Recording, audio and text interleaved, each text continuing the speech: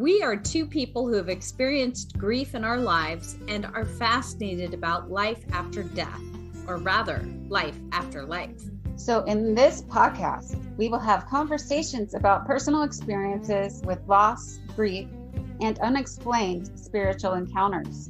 We intend to bring hope and wonder to free your soul if you allow it. Whether it's a dream, a visit, a vision, or a newfound life after loss, we believe life and love never dies.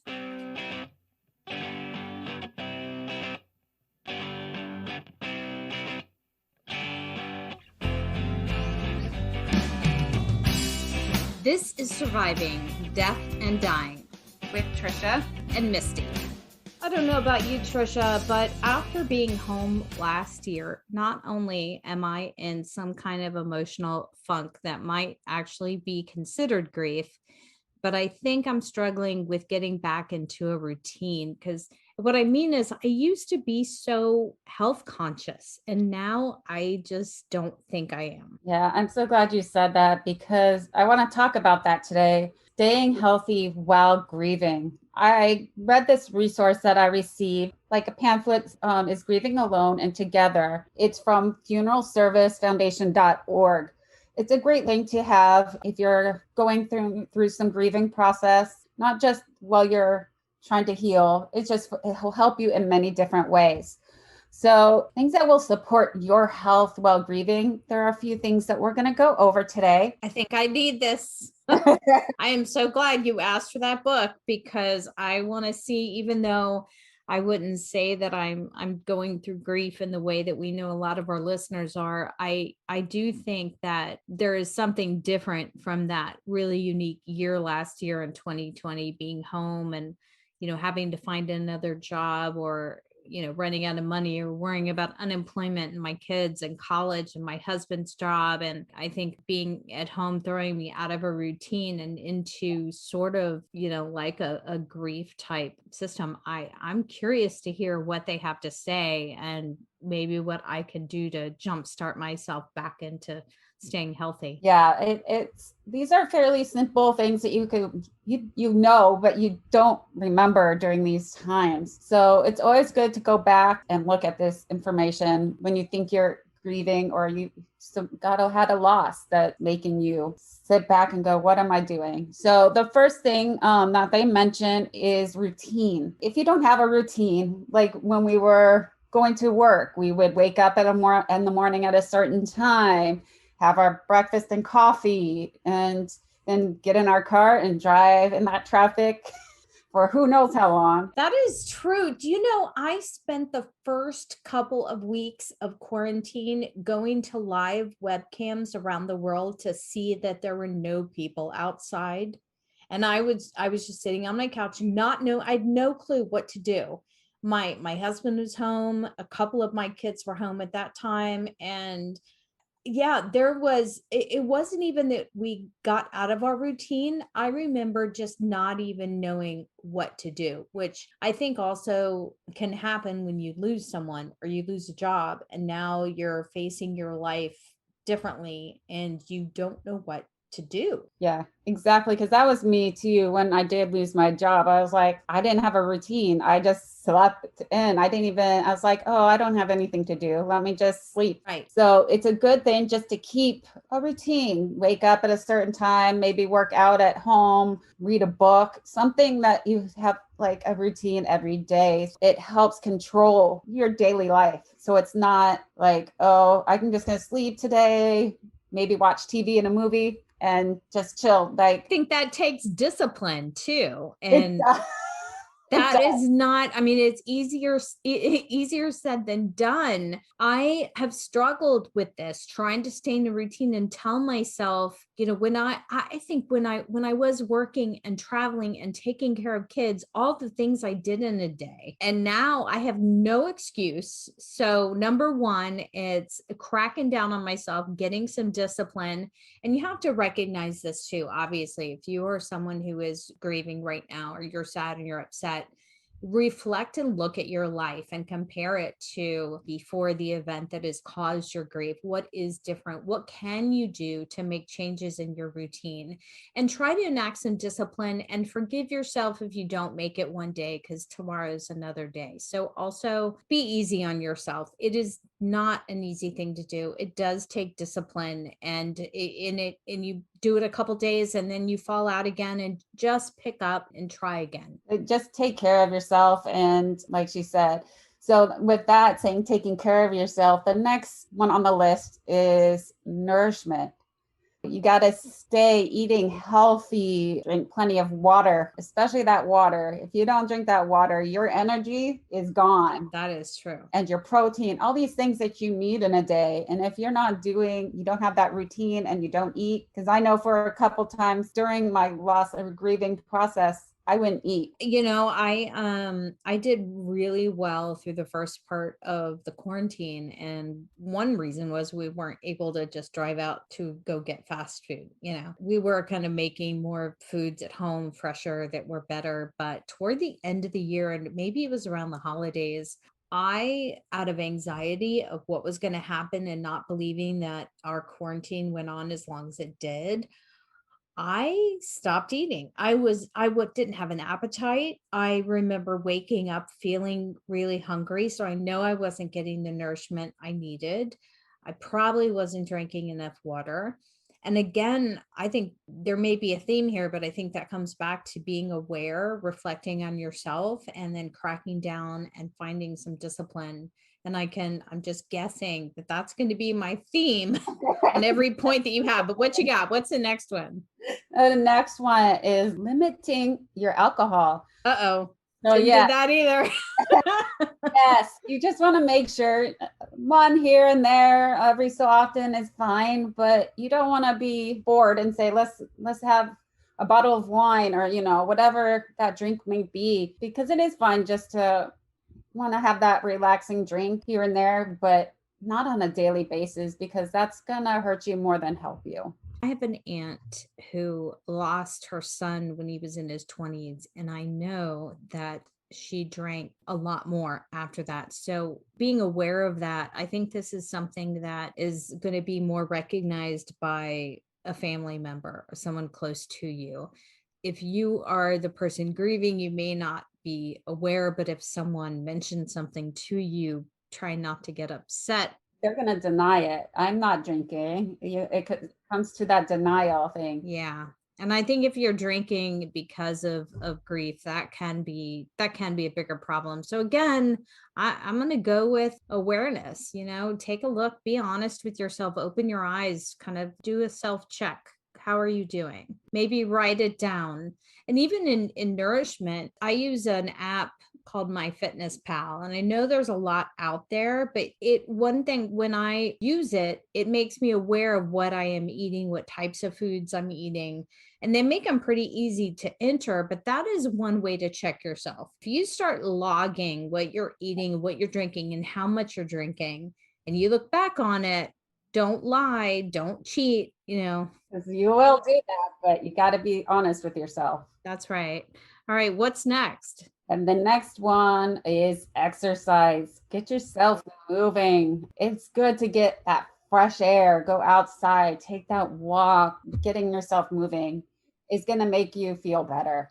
A great thing to do. I miss exercise because I used to be a member of a gym, and with the quarantine, I haven't gone. And I do remember that you can, and I started exercising when I was young, but I remember them talking about getting addicted to those endorphins to get released. And I think if you have been someone who used to exercise, and after last year, you haven't exercised more than your computer gaming fingers, you might be feeling some sort of depression type symptoms because you're not exercising. So that's a good point. And, I'm going to chalk that one up to discipline. Yeah. I mean, for me, it was a great thing, because I used to be a dancer and dance on a daily basis. And without having that available to me anymore, it's the hardest thing to deal with, because my dance teachers would be like, you're going through something, aren't you? They knew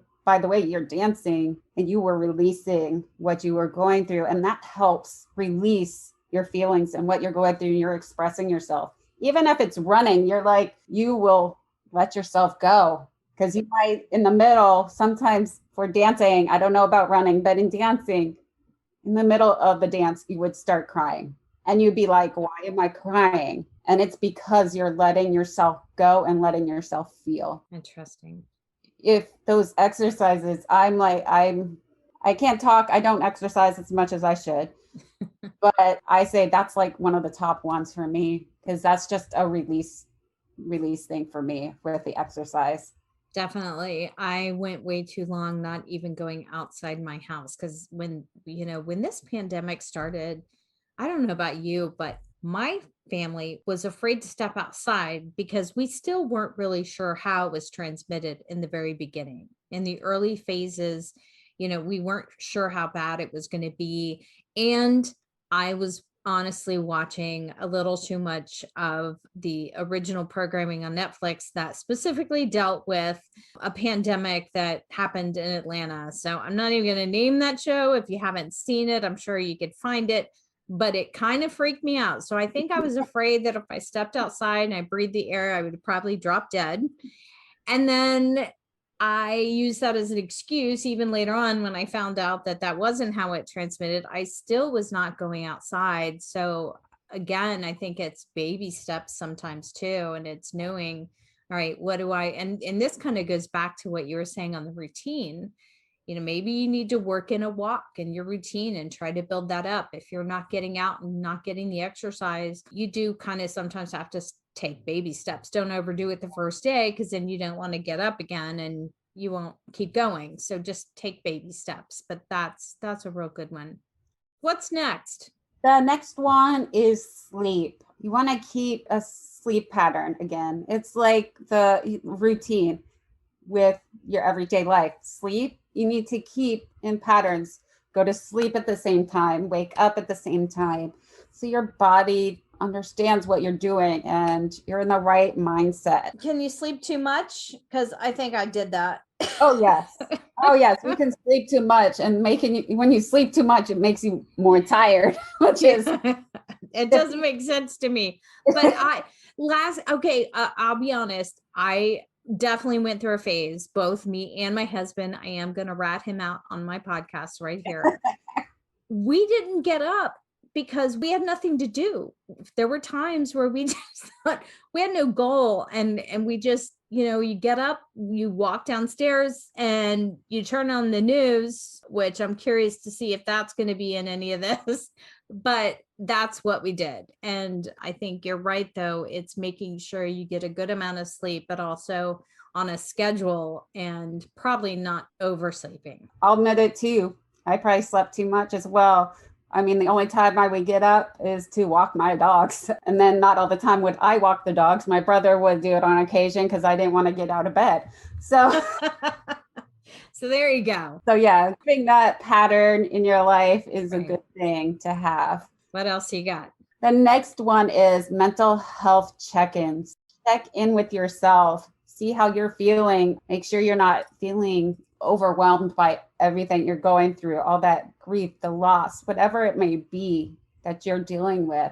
Check in with yourself. Sit down and say to myself, am I okay right now? Do I need help? What's going on? That's a good point. And I would like to chime in here that finding resources that work for you, whether you're religious or you like meditations or you're spiritual, or you just need to be quiet and breathe and listen to yourself. But for me, it was, I found some podcasts as well as meditations. I listened to, I like an app that's the Insight Timer, and it has a variety of guided meditations from short to long, just breathing, some with just music, some with visualization.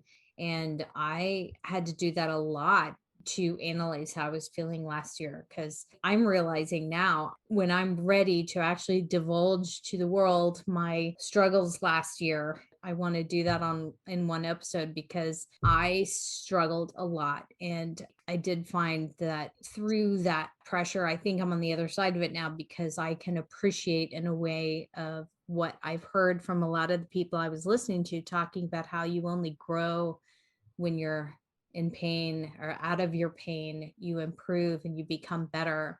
But it's only if you let yourself and you try. So I think that starts with a mental health check, yes, there should be ups and downs in life. That is what life is about. And we should be allowed to feel those things. But I think it's also important to achieve and pull out and grow from those things, and to keep moving. So I think that's definitely a really good one. Exactly. And this is kind of similar. The next one on here is mood changes. So while you're doing that mental check your mood, because with any kind of loss, your mood is going to change. So again, like you were talking, meditation, doing that deep breathing, letting yourself relax and not let that traumatic loss take over. Yeah, that's true. That's a good one. And if you're living in a house not by yourself, with other people, you might find that you are having mood changes around each other. Maybe you're getting on each other's nerves too. When you're by yourself, it's even harder to notice it. Your mood changes because you might be yelling at yourself, and because you feel like you have no one in front of you. So you just want to make sure your moods, you can be happy, you could be sad, but just check your mood changes. Maybe write it down. Say, like, in the morning, I was feeling happy, just to keep in check to see how your moods are changing, and if you do need that help, because you might not notice it, especially if you're by yourself, living by yourself. Right. But there might be triggers that cause the mood changes. Just things that are going around you, maybe what you're hearing people say, or maybe things you're watching on TV. Yeah, exactly. I mean, anything can change your mood in a second. Right. Just that one word somebody says to you, you'd be like, get all angry at that person, and you're just yeah. So, I mean, yeah, because when you live with family, that's where. Yeah, that's easy to do. Yes. So yeah, those are things that you want to check in on. Those are very important things. Your mental health and mood changes kind of go together. Yeah, they do. What else? Yeah. Yeah, the next one is news media. Oh, that's what would trigger my mood changes. Yeah. I think, last year it was entertaining on the news. That's the only word I'm going to say. And there was a lot of emotion that went. I mean, the protests were unbelievable. Being stuck in our house with all of the different, from racism and unjust and different opinions, and just emotions going so high between so many different people. I didn't even let you finish saying what it is about news media, but I'm almost going to guess. So what does it say about news media? In the news media, it's just telling you should be careful on how much you watch, because watching too much can get your emotions in a whole uproar. Like you said, all the racial injustices that were going on, the coronavirus, pandemics, politics, everything. It was too much. I had to turn off the TV occasionally because I was wrapped around the news. Yeah. My kids actually told their dad, we think you are watching the news too much. It's one thing to know what's going on, but they recognize that he was still listening to the same stories over and over again. We've cut way back, and I think that has definitely helped with our mood changes and our mental health. Yes, most definitely. Because I did, like I said, I started turning it off. I limit myself to, even today, how much news I watch. I watch one like in the early morning time, and then one at night, just so I can get what's happening in the morning, and then find out if anything else happened during the day. And yeah, I do have pop-ups on my phone. So right. Oh, that's great. Yeah. So if anything on there is something interesting that I want to know about, then I can click on it and watch it. That way I'm not stuck on that news channel watching it 24/7. Right. That's a good point. Yeah, it's stressful for your body. your whole body, not just your mind. Your body is taking it. That's true. And so what if somebody is having trouble in all of these areas or one really heavily? The next one is on here that is seek support. Oh, okay. If it's just a friend, a good friend to talk to, a counselor, especially these days, you can do, we've said in other episodes, the video chat now. You can sit at home and talk to somebody via chat. A good family member that you trust and feel comfortable talking to you about things that you want to go over, because it is sometimes hard to talk to a family member. So I think that's a really neat thing that has come out of last year is the ability now for even counselors to be able to be available to people through a video chat type service. And I actually was part of a weekly support group on Zoom last year. Right before the shutdown, I had moved my mom into memory care, which has been something, part of some of the struggles that I deal with my mom having dementia.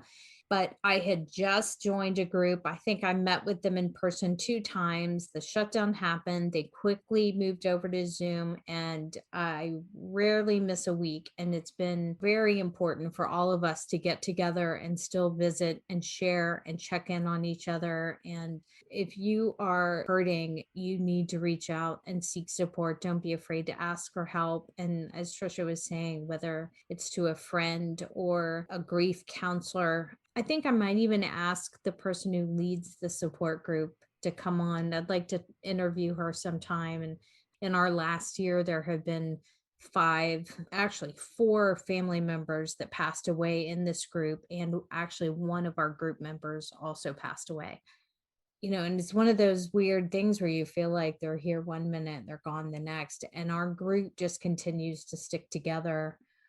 So it's neat that we've been able to do that, and we're spread. Most of us are in and around LA, but there are a couple of people that even joined that group now that are out of state because they're connected to these people or these family members, and I think there's going to be more and more of those groups. I don't think that's going to go away. That's amazing that you guys can keep in touch, even with the ups and downs through this pandemic and the loss that they've had, your whole group has had. I know I've had support groups myself, and it was amazing to have that, knowing you have that, and you can go to them each week and talk about what you've been going through, whatever it may be. It might not have to be about the loss of somebody or what you're dealing with on the grief end, or like what you guys discuss. It can be anything that's going on in your life. No, that's true. So it's a great release to have for yourself, no matter what you're going through. I highly recommend it myself because it did help me a lot. And I know it's helping you get through what you're going through as well. Definitely. So, Misty, we did it again. We survived death and dying. Another podcast. And why is that, Misty? Well, of course, it's because we believe life and love never dies. Thanks for listening. And until next time. It's never goodbye. It's see you next time. And don't start to cry. Birds are meant to fly. Just take a chance. Fly away.